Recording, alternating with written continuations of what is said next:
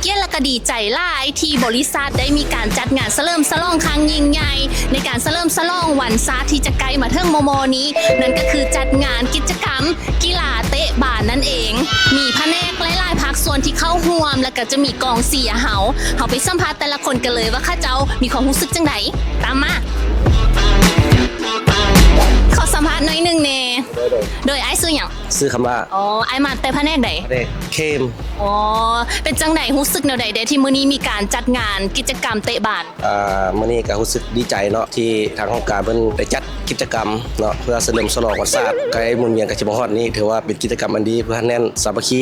ไอ้น้องภายในเนาะแล้วไอ้ได้มีการเกี่ยมตัวแนวใดเด้มื้อนี้เฮาสิชนะบ่ตอนนี้ก็วัดเบิ่งผลการแข่งขันกันแล้วเบิ่งทีมไอ้น้องเข้มนี่ก็ถือว่าโอ้กินเนื้อขาดทีมอื่นเลยนะโอ้บ่คิงจักหน่อยเนาะบ่คิงจักหน่อยเนาะเป็นกำลังใจให้เด้อไอ้ขอบใจมื้อนี้ซื้อหยังซื้อแม็กอ๋อ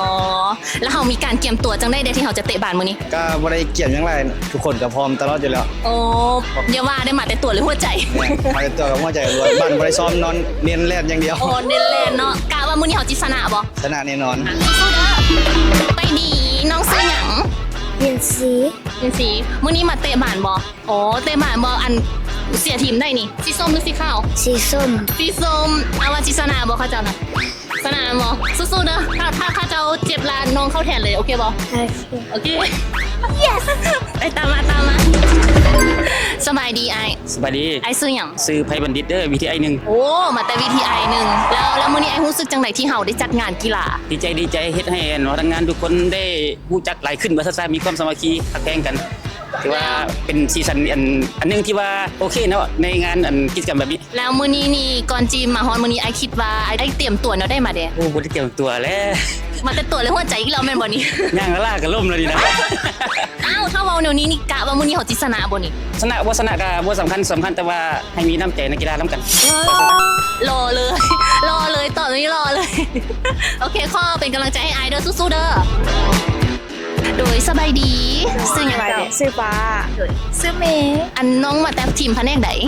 ประกันชีวิตอ๋อประกันชีวิตน้องใหม่บ่คือบ่ค่อยเห็นหน้าแม่นล่ะค่ะโดยเป็นจังได๋ครอบครัวเฮาอบอุ่นบ่ประกันชีวิตอุ่นหลายบ่แม่นอบอุ่นจนเหงื่อออกเด้แล้วมื้อนี้เป็นจังได๋เฮามาเสียทีมได้ทีมเฮานี่แหละสีส้มต้องเป็นสีส้มเลยบ่น้องดิสีขาวเนาะโอ้เฮามาลุ้นไปพร้อมๆกันว่าใครจะเป็นทีมชนะแล้วมื้อนี้น้องคิดว่าทีมได้สิชนะสีขาวสีส้มบ่มีไพ่ยอมให้เลยบอกเลยว่าแต่ละทีมมาแบบสู้ซี่บางคนก็มีทักษะบางคนก็มาแต่ใจแต่ว่าเรามาลุ้นไปพร้อมๆกันว่าใครจะเป็นคนชนะเข้าใจมาเลยวันนี้เขาจะไปท่ามกองเสียเฮาเนาะว่าเขาเจ้าเสียทีมได้แล้วมีไพ่เป็นในใจที่เฮาอยากจะมาเป็นกำลังใจให้บ่ตามมาเลยดีขอสัมภาษณ์หน่อยนึงแน่โดยซื้อหยังเนาะซื้อติ๊กมื้อนี้ติ๊กบ่ได้ลงเตะบาสเขาเจ้าบ่บ่ได้ลงเนาะอยากลงบ่มาเสียเนาะเน้นเสียเนาะมาเสียผู้เบาโอ้เสียมีไพ่ในใจเป็นรักบ่มื้อนี้อุ้ย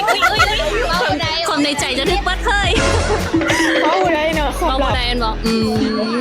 บ็อกซี่ก็ได้ซี่หยังซี่ส้มหรือว่าซี่หยังซี่ขาวสีเขียวบ่แม่นส้มบ่แม่นขาวเขียวสีเขียวในใจเนาะโดยขอให้ผู้นั้นชนะเด้อ